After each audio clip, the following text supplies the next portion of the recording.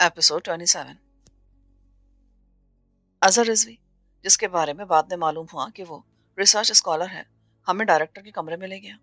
उसके कमरे के बाहर दरवाजे पर जो नाम की तख्ती लगी हुई थी उस पर फजल करीम अब्बासी के बाद डायरेक्टर रिसर्च सेंटर और फिर उसकी बहुत सी डिग्रियां दर्ज थी। उनमें एक अमरीकी यूनिवर्सिटी की थी, दूसरी ऑस्ट्रेलिया की। वो 60 साल के करीब उम्र का, लंबा चौड़ा, गोरा चिट्टा और खुशबू शख्स था। वो पुलिस कार्रवाई से सख्त खफा था। ये गैर कानूनी इकदाम है, पुलिस जहाँ चाहे नहीं घुस सकती। एसपी ने खुद को बचाया। हमें नवाब रफीक अहमद शिराजी ने कुछ और स्टोरी सुनाई थी जनाब। ये कौन नवाब है? मैंने कहा, ये मेरा नाम है। मैं इस सारे इलाके का मालिक हूँ जिस पर यह सेंटर मौजूद है। और हार्वर्ड से एमबीए करने के बाद 2 साल लॉर्ड अर्नेस्ट की फर्म में वाइस प्रेसिडेंट रहा। फिर यहाँ आना पड़ा। वो कुछ मुतासर हुआ। आपको शिकायत थी तो आप मेरे पास आते। एक बार फिर मैंने उसको मुख्तसरन वो सब कुछ बताया जो मैंने देखा और तजुर्बा किया था। अब कोई कहे कि मैं नशा करता हूँ या मैंने ख्वाब देखा था तो मैं तस्लीम नहीं करूंगा। हकीकत क्या है मालूम हो जाएगा। आपकी नज़र के सामने है जो कुछ है। वो बोला। मैंने कहा, मैं आपसे कुछ पूछ सकता हूँ?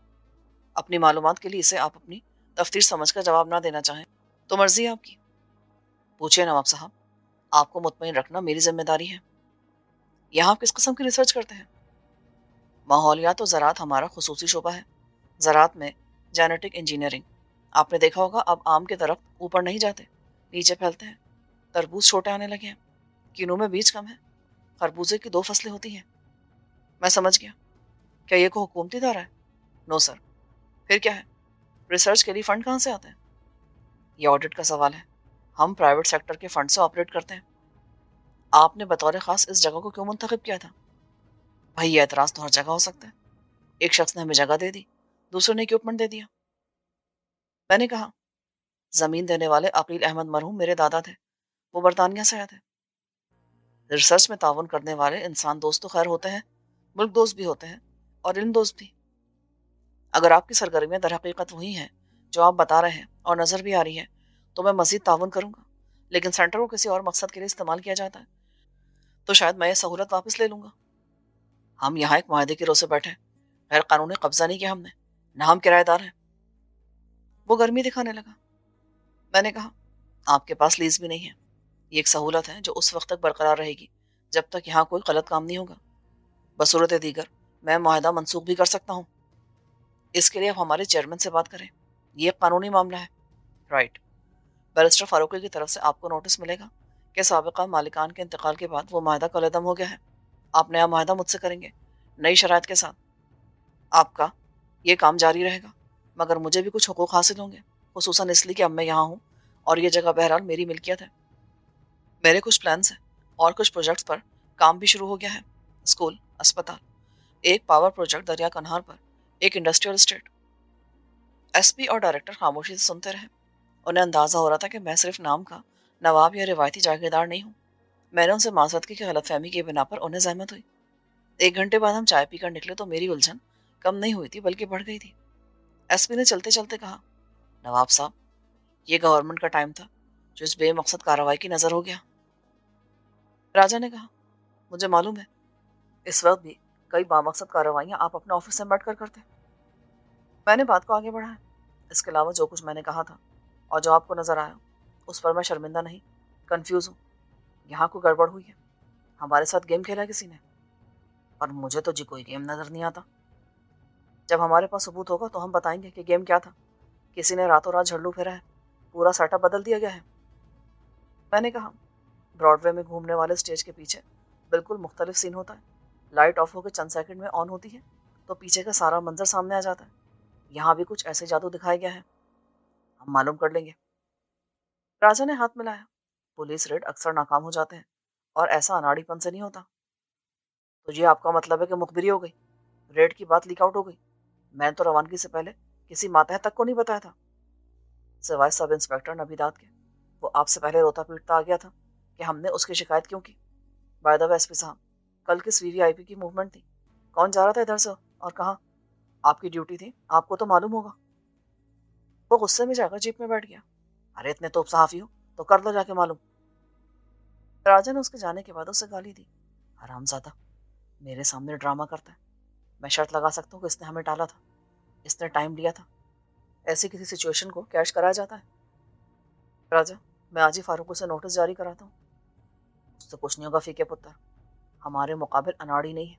वो मामले को अदालत में खींचते रहेंगे साला साल, हाई कोर्ट से सुप्रीम कोर्ट तक ले जाएंगे। कानून की कमजोरी से शहजोरी फायदा उठाते हैं, मजीद जान जलाने से कुछ हासिल नहीं। इसके बावजूद हम सारा दिन खून जलाते रहे, इन तमाम वाक़यात को याद करके जो आज सुबह की बोगस कार्रवाई से पेश आए थे। शहनाज अपने काम में ज़्यादा मसरूफ़ थी।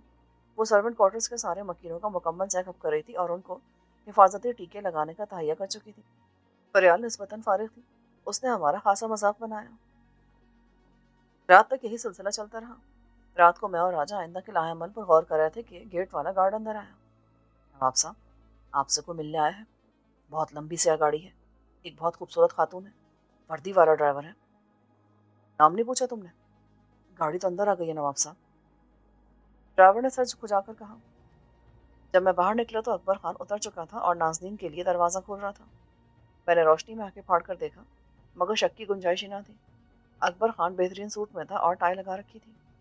उसने करीब आकर मुसाफे के लिए हाथ आगे बढ़ाया। नवाब साहब, मैं बात करने हाजिर हुआ था उस सेंटर के बारे में।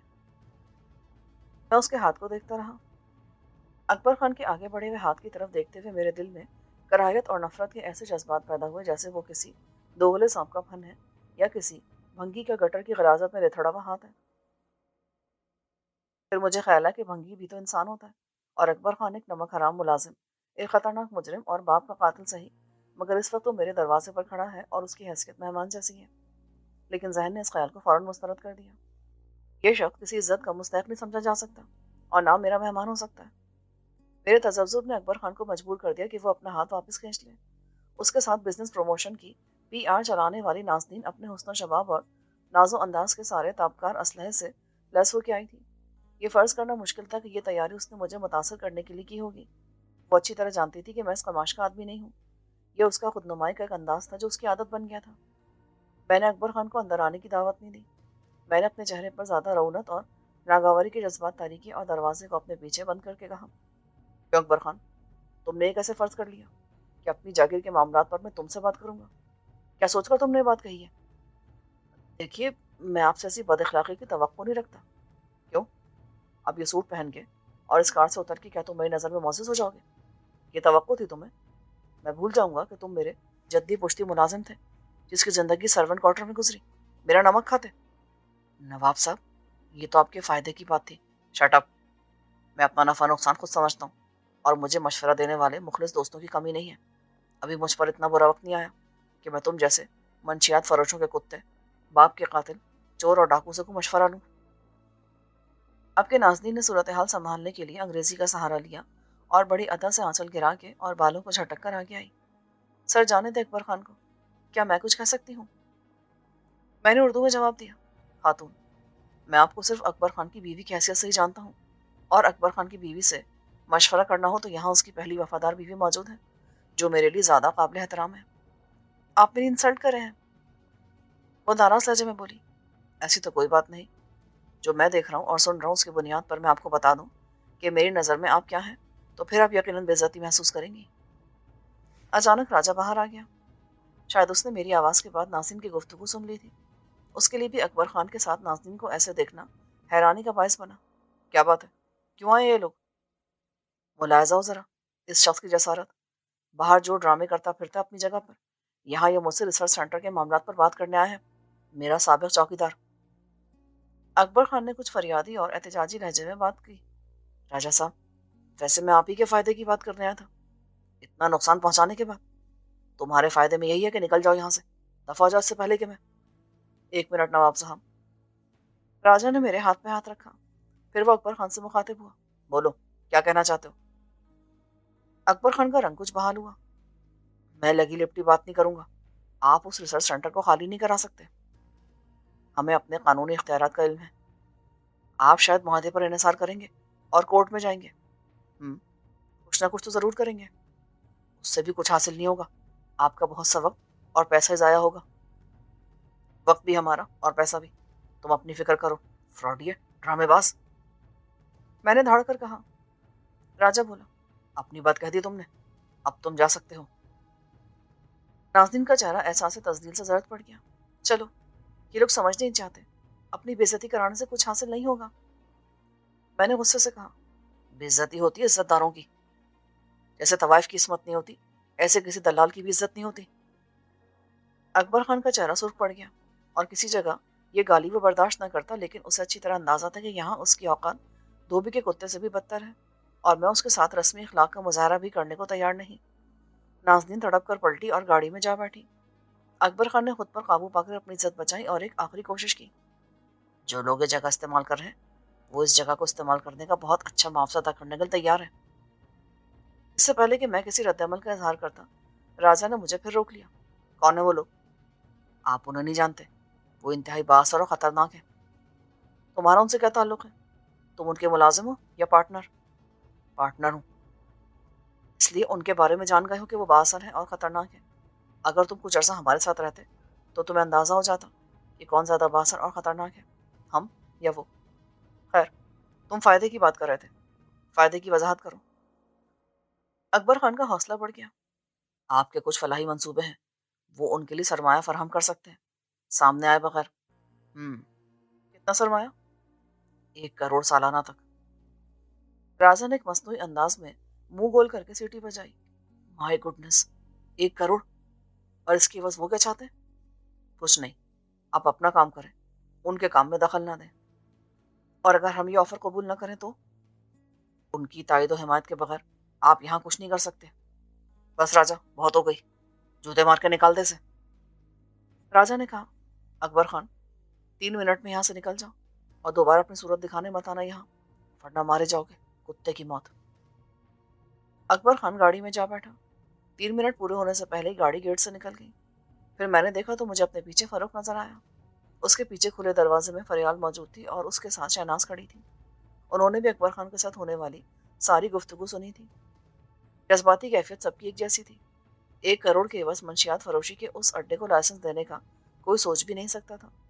سوچنے کی بات یہ تھی کہ اکبر خان نے جن لوگوں کا حوالہ دیا تھا کہ وہ بااثر اور خطرناک ہیں، کیا وہ واقعی ہمیں نقصان پہنچا سکتے تھے؟ اور کیا واقعی ان کی تائید و حمایت کے بغیر ہم اپنے پروگرام پر عمل نہیں کر سکتے تھے؟ صبح میں نے محسوس کیا کہ 1 کروڑ کی طاقت نے کسی حد تک سب کی مزاحمت کو کم کیا ہے۔ مجھے معلوم تھا کہ میری طرح راجا کے خیالات نہیں بدل سکتے۔ رات کو ہم نے اتفاق رائے سے اس خیال کو ذہن سے جھٹک دیا تھا اور سکون سے سو گئے تھے۔ کم سے کم میرا یہی خیال تھا، لیکن ایسا نہیں تھا۔ سونے سے پہلے سب اکبر خان کے بارے میں سوچتے رہے تھے۔ اس کا کردار ابتدا سے ڈرامائی تھا۔ وقفے وقفے سے اس کی شخصیت کسی نئے روپ میں نمودار ہو کے حیران کرتی رہی تھی۔ وہ مجھے روپوشی کے بعد ایک ٹاپ کلاس ریسٹورینٹ میں ناظرین کے ساتھ نظر آیا تھا تو اس کی ٹیبل پر 2 غیر ملکی بھی بیٹھے تھے، لیکن میں نے اس سے بات کرنے کی کوشش کی تو اس نے مجھے پہچاننے سے بھی انکار کر دیا تھا، اور اکبر خان ہونے سے بھی۔ پھر وہ میری ہوشیاری اور جاسوسی کے باوجود چکمہ دے کر فرار ہونے میں کامیاب ہو گیا تھا۔ آج وہ پھر بڑی شان سے نمودار ہوا تھا۔ یہ ناقابل تصور سی بات لگتی تھی کہ اکبر خان اسی حویلی کے سرونٹ کوارٹر میں رہتا تھا۔ اگر اس کے روابط 1 کروڑ سالانہ دے کر منشیات فروشی کے ٹھکانے پر قبضہ برقرار رکھنے والے کسی گروہ سے تھے اور وہ ان کا شریک کار تھا، تو اس سرونٹ کوارٹر میں کیوں تھا؟ وہ ریسرچ سینٹر میں چوکیدار بن کر کیوں ڈیوٹی دے رہا تھا؟ چوکیداری والی بات تو سمجھ میں آتی تھی، اس طرح وہ مجھے روکنے میں کامیاب ہو گیا تھا۔ وہ مجھے پہچانتا تھا اور شاید میری تشریف آوری کے زمانے میں یہاں اس لیے موجود تھا کہ میرے عزائم کا اندازہ لگائے اور اوپر والوں کو باخبر رکھے۔ سرونٹ کوارٹر میں اس کی رہائش ناقابل فہم تھی۔ رفتہ رفتہ میرے ارادے بھی واضح ہو گئے تھے اور اکبر خان کی پراسرار شخصیت کا راز بھی فاش ہو گیا تھا۔ معلوم نہیں اس کا رابطہ منشیات فروشوں کے گروہ سے کب اور کیسے ہوا۔ میں صرف اندازہ کر سکتا تھا کہ نصف صدی سے زائد عرصے تک لاوارث اور غیر آباد رہنے والی یہ جاگیر اور حویلی نہ جانے کس کس کی نظر میں ہوگی، کون کون اسے للچائی ہوئی نظروں سے دیکھ رہا ہوگا اور اس پر غاصبانہ قبضہ کرنے کی فکر میں ہوگا۔ پاکستان میں غریب کی جھوپڑی سے ایوان صدر تک کسی بھی جگہ پر غاصبانہ قبضے کی روایت پرانی ہے۔ یہ جگہ بھی خفیہ اڈا چلانے کے لیے ہر لحاظ سے موزوں تھی۔ منشیات فروشوں کی نگاہ میں آئی تو انہوں نے اکبر خان کا اسی طرح انتخاب کیا جیسے امریکی اپنے عزائم کی تکمیل کے لیے پاکستان میں حکمران کا انتخاب کرتے ہیں، اور اکبر خان ان کی توقعات پر پورا اترا تو مالا مال بھی ہو گیا۔ اکبر خان کی شخصیت کے کئی روپ تھے، اس لیے مجھے خیال آیا کہ کیا اس کے نام بھی مختلف ہوں گے۔ رات کی صبح ہوئی تو مجھے یہ جان کر افسوس سے زیادہ حیرانی ہوئی کہ باقی لوگوں کے خیالات میں کسی حد تک تبدیلی رونما ہوئی ہے۔ اس کا اظہار سب سے پہلے فاروق کی طرف سے ہوا۔ اس نے موقع پا کے کہا، رفیق بھائی، اکبر خان کی آفر کے بارے میں کیا سوچا آپ نے؟ فضول باتوں پر سوچنے کے لیے میں اپنے دماغ کو زحمت نہیں دیتا۔ کیا آپ میری بات سنیں گے؟ میرے کان کھلے ہوئے اور تمہارے لب بولنے کے لیے آزاد ہیں۔ فریال نے کہا، میری رائے یہ ہے کہ اس آفر پر غور کیا جائے۔ 60 سال سے تمام ملکی مسائل پر غور ہو رہا ہے، صرف غور، چنانچہ مسائل میں ماشاءاللہ خوب اضافہ ہوا ہے۔ راجہ بولا۔ پھر فریال نے کہا، فروخ کا مطلب ہے ہمیں اس آفر کو قبول کر لینا چاہیے۔ معاشیات کو اخلاقیات سے علیحدہ رکھنا پڑتا ہے جناب۔ راجہ نے کسی فلسفی کی طرح کہا، اخلاقیات کو بھی جذبات سے الگ رکھنا چاہیے نا۔ میں نے چائے کا مگ خالی کر کے رکھا۔ اس کا مطلب تو یہ ہوا کہ صرف پیسہ کمانا چاہیے، اس کے جائز اور ناجائز ذرائع کی کوئی اہمیت نہیں۔ کالا دھن اور سفید دھن سب آدمی کے دماغ میں ہوتا ہے، دولت کا کوئی رنگ نہیں ہوتا۔ فریال نے کہا، پھر کیا خیال ہے ہم سب کو گروہ بنا لینا چاہیے؟ ہم ڈاکے ڈالیں، تاوان کے لوگوں کو اغوا کریں، یا اکبر خان کے گروہ میں شامل ہو جائیں؟ کار خیر اپنی جگہ۔ فریال نے کہا، تم بات کو گھما کے حقیقت سے نظر چلانا چاہتے ہو۔ ہم چوری ڈکیتی کرنے کی بات تو نہیں کرے تھے نا؟ نہیں، سمجھ میں نہیں آتا۔ اکبر خان چاہتا ہے اسے یہاں ایک خلاف قانون کام کرنے دیا جائے، وہ 1 کروڑ دے گا اور تم لوگ چاہتے ہو کہ میں اس کی مدد کروں۔ کیا مجرم کی پردہ پوشی جرم نہیں ہے؟ راجہ نے کہا، مجبوری کو مصلحت کا نام دے کر قبول کرنا بھی پڑتا ہے۔ نظریہ ضرورت ایسے وقت میں کام آتا ہے۔ میں نہیں مانتا۔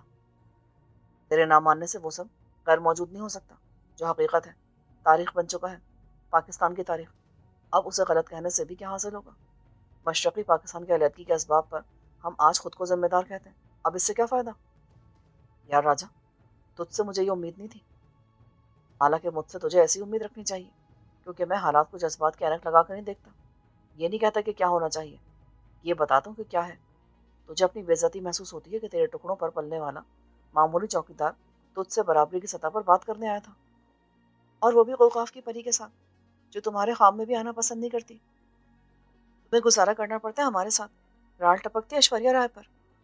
آف کورس یہ ایک مجبوری ہے، مگر ہمارے حقوق سے دل شکستہ ہونے کی ضرورت نہیں ہے۔ راجہ نے کہا، مگر خیر، بات ہو رہی تھی 1 کروڑ کی۔ میں نے کہا، میں اس پر غور کرنے کے لیے بھی تیار نہیں۔ باقی رہی یہ بات کہ میں اس سے بات کرتے ہوئے کمپلیکس کا شکار تھا، تو یہ ٹھیک ہے، اس لیے نہیں کہ وہ میرا ملازم یا غریب آدمی تھا۔ میرے آس پاس جتنے لوگ ہیں وہ سب میرے لیے قابل احترام ہیں، لیکن اکبر خان نہیں، کیونکہ وہ ایک مجرم ہے، بد کردار شخص ہے اور بے ضمیر بھی۔ دیکھو، اس نے اپنی بیوی کو اور اپنے بچوں کو کس حال میں رکھا ہے، اور اس طوائف کے ساتھ کس شان سے رہتا ہے۔ راجہ نے کہا، میں تیری کسی بات کو غلط نہیں کہتا۔ اکبر خان واقعی شیطان ہے، لیکن اپنے اخلاق و کردار کا ذمہ دار وہ خود ہے۔ اس کے ساتھ دنیا آخرت میں جو ہونا ہے ہوگا، جہنم میں جائے وہ ہمیں کیا، مگر جذبات کی راہ میں بہ کے ہمیں اپنا نقصان تو نہیں کرنا چاہیے۔ راجہ، اس کے 1 کروڑ کی ہمیں ضرورت نہیں ہے۔ دیکھو بچے، بات صرف 1 کروڑ لینے یا نہ لینے کی نہیں ہے، مسئلہ ہے اپنے پاؤں پر کلہاڑی مارنے یا نہ مارنے کا۔ تو اس معاملے میں فاروقی سے بات کر کے دیکھ لے تو۔ اس کا جواب بھی یہی ہوگا کہ قانونی طور پر ریسرچ سینٹر کا معاہدہ منسوخ کرنا اور اس کا قبضہ حاصل کرنا بہت مشکل ہوگا۔ ایک لمبی قانونی جنگ اور اس کے اخراجات اپنی جگہ، جو نقصان ان لوگوں کی دشمنی سے ہوگا اس کا اندازہ ممکن نہیں۔ وہ سب کچھ کر سکتے ہیں اور کرا بھی سکتے ہیں، ہم کیا کریں؟ اپنا کام چھوڑ کے اس جنگ میں پھنس جائیں، نقصان اٹھائیں، ایسی کی تیسی کرا لیں سارے پروگرام کی؟ کیوں؟ کیا ہم اتنے کمزور ہیں؟ نہیں نہیں، ہم تو بڑے شہزور ہیں۔ پھر کیا، اپنا سارا زور اس جنگ پہ لگا دیں۔ ایٹم بم بھی ہمارے پاس ہے، بھارت کے پاس بھی ہے، تو کیا جنگ چھڑ کے استعمال کر لیں؟ نہیں بھائی، دونوں ملک اب جنگ سے بھاگ رہے ہیں، ہم جنگ کی عیاشی کے متحمل نہیں ہو سکتے، جنگ دیوالیہ کر دیتی ہے۔ یہی ہمارے ساتھ بھی ہوگا، سارے ترقیاتی منصوبے دھرے کے دھرے رہ جائیں گے۔ اس کے علاوہ اگر یہ دشمن مل گئے دوسری طرف کے دشمنوں سے، اکبر خان اینڈ کمپنی نے اتحاد کر لیا رانا رجب علی سے، پھر بات ایک طرف بھارت اور دوسری طرف افغانستان، ایسی صورتحال ہوئی تو پاکستان کس دشمن سے لڑے گا؟ یہ تو ٹھیک ہے، مگر اگر مگر چھوڑ، یہ سوچ کے اکبر خان اینڈ کمپنی کی طاقت ہمارے ساتھ ہو تو رانا جیسے دشمنوں کو ہم آنکھ دکھا سکتے ہیں۔ یہ طاقت اور بدماشی کا زمانہ ہے فیکے پتر، اصول پرستی اور قانون پرستی کا نہیں۔ کلاشنکوف کلچر میں قانون بھی زبردست کے ساتھ ہے، وڈیرے ڈاکو پالتے ہیں، حکومت بدماش کرتے ہیں، بات طاقت سے منوائی جاتی ہے، شرافت کا راغب کوئی نہیں سنتا۔ تم سب چاہتے ہو کہ میں اکبر خان سے تعاون کروں؟ میں نے بے بسی سے پوچھا۔ ہمارے ساتھ ان کا تعاون آج ضروری ہے، میں نے کہا، اور کل وہ قانون کی گرفت میں آ گئے پھر؟ ارے یار، تو واقعی بالکل اناڑی ہے۔ اب قانون ان کے ساتھ ہے، بلکہ یہی لوگ قانون ہے، قانون وہ نہیں جو کتابوں میں لکھا ہے۔ کالے کوٹ والے وکیل اور عدالت میں بیٹھا ہوا جج محض علامتی کردار ہے۔ قانون صرف ایک نظریاتی تصور ہے، خدا ترسی، خالص شہد، جمہوریت کی طرح نایاب۔ یہ چیزیں پہلے ہوں گی، اب نہیں ہے۔ تم سب لوگ ہم خیال ہو، ایکا کر چکے ہو۔ شہناز تم بھی؟ شہناز چپ تھی، خاموشی کو نیم رضامندی سمجھے بنا چارہ نہ تھا۔ اس نے بڑی ڈپلومیسی سے کہا، رفیق بھائی، میں تو کام کرنے آئی تھی۔ یعنی تم بھی اسی خیال سے متفق ہو کہ مجرم اور بدماش اگر کار خیر میں ساتھ دے تو اسے ضرور خوش آمدید کہنا چاہیے؟ تمہاری کیا رائے ہے؟ میری رائے وہی جو سب کی خاموشی شہناز کی رائے کی تائید کرتی تھی۔ میرے لیے چارہ نہ رہا کہ میں بحث چھوڑ کے اندر جاؤں۔ میں کسی ڈکٹیٹر کی طرح اپنی رائے سب پر مسلط نہیں کر سکتا تھا۔ وہ میرے دوست تھے، ماتحت نہیں۔ ان کے بغیر میں کچھ نہیں تھا۔ شہناز نے واضح کر دیا تھا کہ کام نہیں ہوگا تو وہ واپس چلی جائے گی۔ آغاز سفر میں ہی ہم سفر ساتھ چھوڑنے کی بات کرنے لگے تو عزم سفر ہی بے معنی ہو کر رہ جاتا ہے۔ میں نے بہتر سمجھا کہ فی الحال مسئلے کو نہ ہی چھڑا جائے۔ معمول کے مطابق راج مزدور اپنے کام کا آغاز کر چکے تھے۔ شہناز نے بھی ریشم کے ساتھ سرونٹ کوارٹرز کا رخ کیا۔ اس کا پروگرام آج اپنے ویکسینیشن شیڈول کو مرتب کرنے کا تھا۔ فاتدر ٹیکے یہاں دستیاب نہیں تھے۔ ٹیکے محکمہ صحت سے ملتے اور انہیں لانے رکھنے کے خصوصی انتظامات لازمی ہوتے۔ اسے یہ حساب کرنا تھا کہ کتنے افراد کو کتنی قسم کے ٹیکے لگیں گے اور گرد و نواح سے ہمارے ساتھ کام کرنے والوں کی ضرورت کیا ہوگی۔ ریشم کو اب شہناز نے اپنا اسسٹنٹ مقرر کر لیا تھا اور اس ترقی پر وہ بے حد خوش اور مغرور تھی۔ ماں کے ساتھ گھر کے کام کاج کے مقابلے میں ایک ڈاکٹر کے ساتھ رہنے میں بڑی عزت تھی۔ اس شوخ لڑکی کی ذہانت قابل رشک تھی۔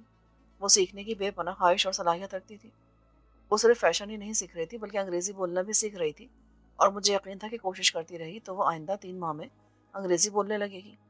لکھنا آئے یا نہ آئے؟ اس نے شہناز سے سوال کیا تھا کہ کیا وہ اس کے ساتھ رہ کر ڈاکٹری سیکھ جائے گی؟ آخر مستری اور میکینک کے ساتھ کام کرنے والا چھوٹا بھی تو استاد بن ہی جاتا ہے۔ فاروق نے گزشتہ رات کسی وقت بین الاقوامی ریٹ پر سیٹلائٹ فون سے رابعہ سے بات کی ہوگی، اور جیسا کہ ہوتا ہے اور ہونا چاہیے، عشق کی وارفتگی میں وقت کے گزرنے کا حساب نہ رہا۔ نتیجہ یہ کہ صبح مجھے ایک فون کا کریڈٹ بیلنس 0 ملا، مگر میں نے اسے اتنا مہنگا عشق کرنے پر روکا نہیں۔ کارڈ لینے شہر بھیج دیا۔ وہ بڑی خوشی خوشی گیا۔ وہ رات کو لوٹا تو اس نے رابعہ سے ملاقات کا اعتراف جرم بھی کیا۔ فون کے ساتھ اس کے دل کا کریڈٹ بیلنس بھی اتنا بڑھ گیا تھا کہ چند دن آرام سے گزر جائیں۔ فریال کے پاس مصروفیت بہت کم تھی، چنانچہ اس نے تاریخی نوادرات کی صفائی اور جھاڑ پوچھ شروع کرا دی تھی اور خاندانی تصاویر والی گیلری کو نئے سرے سے ڈیکوریٹ کرنے میں لگ گئی تھی۔ میں راجا کے ساتھ اوپر کی منزل پر دیگر نوادرات کا انتخاب کرتا رہا۔ راجا نے مجھے بتایا تھا کہ آج کچھ سونے کے تاجر اور جیولرز آئیں گے۔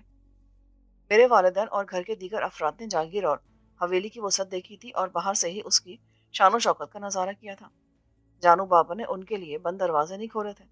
میں جانتا تھا کہ ابا کو اپنے آبا و اجداد کی تاریخی نشانیاں دیکھ کر کتنا فخر اور غرور محسوس ہوگا۔ ساری زندگی تو کالجوں میں لیکچر دیتے گزر گئی۔ 30 برس کی کمائی کا حاصل پینشن تھی۔ پہلے وہ سفید پوشی کا بھرم رکھتے رہے، بعد میں پینشن سے بمشکل تمام گزارا کیا، لیکن وہ ہمیشہ قانع اور مطمئن رہے۔ دل کے خوش رکھنے کو یہی خیال کافی تھا کہ انہوں نے عزت کمائی اور رزق حلال پایا۔ عمر کے آخری حصے میں دولت ان کو چھپڑ پھاڑ کے ملی تھی، جب ان کے لیے اس کا کوئی مصرف نہ رہا تھا۔ میں چاہتا تھا کہ وہ بھی سونے چاندی کے ضرور دیکھتے جن میں ان کے دادا پردادا محاذر تناول فرماتے رہے تھے، لیکن میں نے مصلحت اسی میں دیکھی کہ خاموشی سے انہیں کیش کرا لوں۔ یہ برتن قابل استعمال نہ تھے، لیکن چچی اور خاندان کی دوسری خواتین تو میرا گھیراؤ کر ڈالتی۔ ہائے بیٹا، اس لوٹے کا میں نیکلس سیٹ بنوا لوں؟ اب تو لوٹا ہی کہتے ہیں سب۔ آفتابہ کون جانتا ہے، سلفچی سے رابعہ کی شادی کے لیے سارے زیور نکل آئیں گے۔ اتنا سونا دیکھ کر تو ان کی حالت غیر ہو جاتی۔ پھر اس معاملے کا دوسرا پہلو بھی تھا۔ چچا یا چچی ایک قانونی جھگڑا کھڑا کر سکتے تھے کہ چلو جاگیر اور حویلی تو رفیق نے دھاندلی اور چالاکی سے اپنے نام کرا لی، اس خزانے پر اس کا حق کیسے ہو گیا جس کا وصیت میں ذکر نہیں؟ سونے چاندی کے برتن ہوں، کہیں اشرفیاں دفن ہوں، ہیرے جواہرات ملے تو ان پر سب کا قانونی اور شرع کے مطابق حق جائز ہوگا۔ فساد کرنے والوں کو یہ کون سمجھاتا کہ جب حویلی ملی تو اس کے اندر کی ہر چیز از خود میری ملکیت ہو گئی، جیسے جاگیر ملی تو اس پر موجود تمام درخت میری ملکیت بن گئے۔ یہ سب سوچتے ہوئے میں نے بہتر یہی سمجھا کہ کسی کے علم میں آنے سے پہلے یہ سونے چاندی کے بے مصرف ڈھیر کسی کام آ جائیں، ابتدائی ضروریات کے لیے سرمایہ فراہم ہو جائے تو کام چلتا رہے۔ تاہم کچھ چیزوں کو میں نے الگ کر لیا، مثلاً سونے کے میڈل اور کپ، ایک سونے کا خنجر جس پر میرے پردادا کا نام لکھا تھا اور یہ لکھا تھا کہ 1912 کے دہلی دربار میں شہنشاہ معظم کو نظر کرنے کے لیے بنوایا گیا تھا، مگر اس کی نوبت نہ آئی۔ ایک ٹرافی میرے پردادا کو جارج ششم کی طرف سے ملی تھی۔ انہوں نے تلوار کے ایک وار سے شیر کا سر الگ کر دیا تھا۔ ہم انہی چیزوں کا انتخاب کرنے میں مصروف تھے کہ گارڈ نے اوپر آ کر کسی کے آنے کی اطلاع دی۔ 4 گاڑیاں ہیں نواب صاحب، 2 کاریں ہیں، ایک جیپ میں گارڈ ہے، ایک ٹینک جیسی گاڑی ہے۔ راجہ مسکرایا۔ کیش لے جانے والی بختر بند گاڑی ہوگی۔ میں نے کہا، کہاں یہ لوگ؟ باہر ہے جناب عالی، اب گیٹ بند رہتا ہے، میں اندر سے کھڑکی کھول کر پوچھ لیتا ہوں۔ میں نیچے گیا تو جیولرز اور سونے کے تاجر ڈرائنگ روم میں بڑے مروب سے بیٹھے قدیم حویلی کو بڑی دلچسپی سے دیکھ رہے تھے۔ میرے آنے پر وہ بیٹھے رہے۔ میں نے خود ہر ایک سے مصافحہ کیا۔ پھر راجہ نے کہا، یہی ہے نواب رفیق احمد شیرازی۔ وہ سب چونکے اور پھر خفت سے مسکرانے لگے۔ معاف کیجیے گا، ہمارے ذہن میں ایسی تاریخی حویلی میں رہنے والے نواب کا تصور ذرا مختلف تھا۔ میں مسکرا کے رہ گیا۔ آنے والوں میں سے ایک خود کو سونے کا تاجر سمجھتا تھا اور دوسرا جیولر۔ حلیے کا اعتبار سے دونوں روایتی سیٹ تھے، دونوں بھاری بھرکم تھے، دونوں نے شلوار قمیص پر کوٹ پہن رکھے تھے اور ٹوپیاں لگا رکھی تھیں، دونوں کروڑ پتی تھے اور میرے جیسے 10 نوابوں کو خرید لینے کی استطاعت رکھتے ہوں گے، مگر میرے سامنے ان کا وہی رویہ تھا جو کسی بھی خاندانی نواب کے سامنے کسی خاندانی سونار کا رہتا ہوگا۔ دونوں کے ساتھ ان کے معاون انہی کے بیٹے تھے، دوسری نسل کے جوان لوگ تھے اور مختلف انداز و اطوار رکھتے تھے۔ ان میں سے ایک بہت اچھے سلے ہوئے سفاری سوٹ میں ملبوس تھا، دوسرے نے بھی پینٹ شرٹ بہت سلیقے سے پہنی ہوئی تھی۔ وہ تعلیم یافتہ بھی لگتے تھے۔ کاروباری معاملات سارا دن جاری رہے۔ سیٹ بڑے کاہیاں بنتے تھے، لیکن حقیقت یہ ہے کہ ان کے بیٹے نہ ہوتے تو بات نہ بنتی۔ انہوں نے پہلے مال کا معائنہ کیا۔ ان کی زندگی کھرے کھوٹے کی پہچان کرتے گزری تھی۔ انہوں نے ایک ایک برتن کو اپنی کسوٹی پر پرکھا، اس کے خالص ناخالص ہونے کے معیار کو جانچا۔ 20 قیرات الگ، 22 الگ، 24 قیرات کا خالص سونا الگ، چاندی کے برتن الگ۔ بیٹے کیلکولیٹر سنبھالے جمع تفریق میں مصروف رہے۔ ساری دوپہر گزر گئی، چائے وہیں پی گئی، کھانا وہیں کھایا گیا۔ تمام قابل فروخت ظروف کا مجموعی وزن بڑھتا گیا۔ بڑے سیٹ اپنی حیرانی، پریشانی اور خوشی کے جذبات کو پوری طرح چھپا نہیں سکتے تھے۔ پرانے وقتوں کے ایسے خزانے اب نایاب ہو چکے تھے۔ نہ کسی کی بادشاہت رہی تھی، نہ نوابی۔ جو خاندانی لوگ کہلاتے تھے، حوادث زمانہ کے باعث خوار و زبو تھے، ان کے پاس بیچنے کو عزت ہی رہ گئی تھی۔ سونار اسے اپنی خوش قسمتی سمجھتے تھے کہ میں نے انہیں موقع دیا۔ ڈرتے تھے کہ کہیں کوئی گڑبڑ نہ ہو جائے، دھوکہ نہ ہو جائے، قانونی مشکل پیدا نہ ہو جائے۔ یہ خواہش بھی رکھتے تھے کہ سونے چاندی کے برتن بھی اسی طرح لے جائیں جیسے گلی محلوں میں پھرنے والے ٹین ڈبے خریدتے ہیں۔ بیٹے نسبتاً پرسکون اور محتاط رہے۔ جب تمام قابل خرید اشیاء کا حساب ہو گیا تو بھاؤ تاؤ شروع ہوا۔ میرا خیال تھا کہ ان دونوں سیٹوں کا ایک ساتھ آنا کاروباری مصلحت کے خلاف تھا۔ بعد میں معلوم ہوا کہ دونوں بھائی تھے۔ پہلے باپ کا ایک ہی کاروبار تھا، اب ٹیکس بچانے کے لیے دونوں نے الگ کر لیا تھا، چنانچہ ان کی پیشکش میں فرق نہ تھا۔ یہ سارے معاملات راجہ نے طے کیے تھے۔ ایک ہی فیملی کے 2 ممبرز کو بلانے کی مصلحت وہی جانتا تھا۔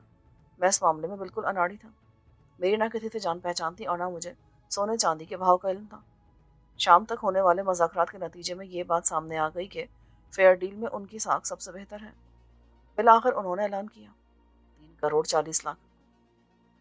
راجہ نے کچھ دیر کے بعد کہا، راؤنڈ فگر 3.5۔ انہوں نے نفی میں سر ہلایا۔ ہماری آفر باقی رہے گی، آپ کل کسی اور سے قیمت لگوا لیں۔ بھئی سودے بازی کرنی ہوتی تو ہم آپ کو ہی کیوں بلاتے؟ راجہ نے کہا، نہیں، سودے بازی کرنی چاہیے، ایسے سودے جلدی میں نہیں ہوتے، آپ کا اطمینان ضروری ہے۔ 10 لاکھ زیادہ تو نہیں ہوتے؟ آپ نے ہمیں سب بتا دیا تھا۔ ہم 10 لاکھ اس علاقے میں اسکول اسپتال بنانے کے لیے دے سکتے ہیں، لیکن قیمت نہیں بڑھا سکتے، یہ اصول کی بات ہے۔ اب کی بار میں نے کہا، اوکے، ہمیں منظور ہے۔ ہم نقد رقم لائے ہیں کیونکہ آپ نے کہا تھا۔ ایک سیٹ نے مجھ سے ہاتھ میں لا کے کہا، وہ بڑا سیٹ تھا، حالانکہ ہمیں مشکل ہوئی۔ دوسرے نے راجہ سے ہاتھ میں لایا، آپ کو بھی مشکل ضرور ہوگی، اتنی بڑی رقم ہے، آپ کیسے رکھیں گے یہاں؟ ویسے تو سونا بھی اتنی ہی مالیت کا تھا اور 100 سال سے یہاں پڑا تھا۔ آپ کی بات درست ہے جناب، مگر چور ڈاکو نقد پر لپکتے ہیں۔ کیا اس علاقے میں ڈاکو بہت ایکٹیو ہے؟ بڑا سیٹ مسکرا دیا، یہ تو ہم مجھ سے بہتر جانتے ہوں گے نواب صاحب، آپ کا علاقہ ہے۔ جی ہاں، مگر میں یہاں تھا نہیں۔ راجہ نے سر ہلایا، کوئی بہت زیادہ بدنام علاقہ نہیں ہے، کسی خاص گروہ کی کارروائی کے بارے میں سنا تو نہیں میں نے۔ بس جی، اللہ برے وقتوں سے بچائے، ان لالچی کتوں کو کرنسی کی خوشبو بڑی جلدی پہنچ جاتی ہے۔ دوسرے نے کہا، جب تک کانوں میں نہ پڑے کسی کے تو ٹھیک ہے۔ میں نے کہا، یہاں آپ کے اور ہمارے سوا ہے ہی کون؟ راجا بھی بولا، ہاں بس ایک رات کی ہی تو بات ہے۔ بڑے سیٹ کے بیٹے نے پہلو بدلا، میاں جی، نواب صاحب کو بچے تو نہیں ہے نا؟ لیکن بڑا سیٹ اپنی عادت سے مجبور تھا، وہ پرانے وقتوں کا آدمی مارے خلوص کے ہمارے لیے فکر مند تھا۔ وہ نہیں پتر، یہ بھی اپنے بچوں کی طرح ہے اور پھر ساری عمر ولایت میں رہیں، ان کو آگاہ کر دینا چاہیے، پھر آگے ان کی مرضی جو کریں گے۔ میں نے کہا، ہم اتنی رقم یہاں نہیں رکھیں گے، بینک کے حوالے ہی کریں گے۔ وہ تو ہے جی، پر یہاں کون سا بینک ہے؟ آپ واپس لاہور ہی لے جاؤ گے نا؟ اس وقت کون سا بینک کھلا ہوگا؟ کل آپ کیسے رقم لے کر جاؤ گے؟ چھوٹے سیٹ نے سر ہلایا، ہاں جی، ہم نے تو کیش لانے کے لیے کمپنی کو ٹھیکہ دے دیا تھا، ڈرنکس والوں کو، اور پوری رقم کی انشورنس تھی۔ میں نے کہا، ان کی خدمات سے تو ہم بھی فائدہ اٹھا سکتے ہیں۔ بالکل اٹھا سکتے ہیں، لیکن کنٹریکٹ تو ان کے آفس جا کر ہی ہوگا۔ یہ بیچارے ڈرائیور اور گن مین تو ملازم ہیں، کمپنی کا دفتر صبح کھلے گا۔ تو آپ کیا کہتے ہیں، کیا کرنا چاہیے ہمیں؟ دیکھو جی، آپ چاہو تو ہمارے ساتھ چلو، 4 سوٹ کیس ہوں گے، ہر ایک میں 1000 1000 کے نوٹوں کی گڈیاں ہیں، 3 ہی ہیں، 100 100 گڈیاں، یہ ہو گئے 3 کروڑ، چوتھے میں ہم ڈال دیں گے 40 گڈیاں، اب جیسا آپ کہو۔ دیکھیے، کیا ایسا نہیں ہو سکتا کہ سودا کل کیا جائے، ہم بھی کیش والی گاڑی منگوا لیں؟ بڑے سیٹ نے سنبھل کر کہا، جناب نواب صاحب، برا مت ماننا میری بات کا، کاروبار کے بہت سے اصول ہم نے ہندو بنیوں سے سیکھے تھے۔ ایک یہ کہ دان لاکھ کا کرو، مال کی قیمت 1 پائی زیادہ مت دو، ایسے ہی ہم کاروباری لین دین میں اعتبار کے قائل نہیں۔ ساری دنیا کا کاروبار تو زبان پر ہی چلتا ہے نا۔ دیکھو جی، اگر میں کہوں کہ مال ہم اٹھا لیتے ہیں، پیمنٹ کل شہر آ کے لے لینا، ابھی ہم واپس لے جاتے ہیں، آپ مانو گے؟ یہ تو ادھار کی بات ہو گئی۔ ہاں جی، ادھار ہم بھی نہیں کرتے، کل صبح پھر آ کے سب تولنا پڑے گا، پھر حساب کتاب ہوگا، پھر وہی ٹائم ہو جائے گا۔ میں سمجھ گیا جیسے ہم یہ خطرہ مول نہیں لے سکتے تھے کہ 3.5 کروڑ کا مال ان کے حوالے کر دیں اور قیمت اگلے دن میں، ایسے ہی وہ خرد برد کا خطرہ مول لینے کو تیار نہ تھے۔ وہ اگلے دن انکار کر دیتے کہ کیسے 3.5 کروڑ، ہم تو ادائیگی کر کے آئے تھے، یا صاف کہتے کہ ہمارا تو سودا ہی نہیں ہوا، تو ہم ان کا کیا بگاڑ لیتے؟ کاروباری ساکھ اپنی جگہ، شرافت اور ایمانداری اپنی جگہ، 3.5 کروڑ کے لیے کسی کا ایمان خراب ہو جائے، آج کے دور میں کسی کی ضمانت نہیں دی جا سکتی۔ چھوٹے سیٹ کے بیٹے نے کہا، معاف کیجیے گا نواب صاحب، آج کے دور میں اتنی بڑی ٹرانزیکشن کوئی کیش نہیں کرتا۔ یہ مجھے مت سمجھاؤ، میں لنڈن کی کمپنی میں وائس پریزیڈنٹ تھا، اور MBA میں نے ہارورڈ سے کیا ہے۔ چیک سے جتنے مالیاتی مسائل ہمارے لیے پیدا ہوتے، اس سے زیادہ تمہارے لیے ہوتے۔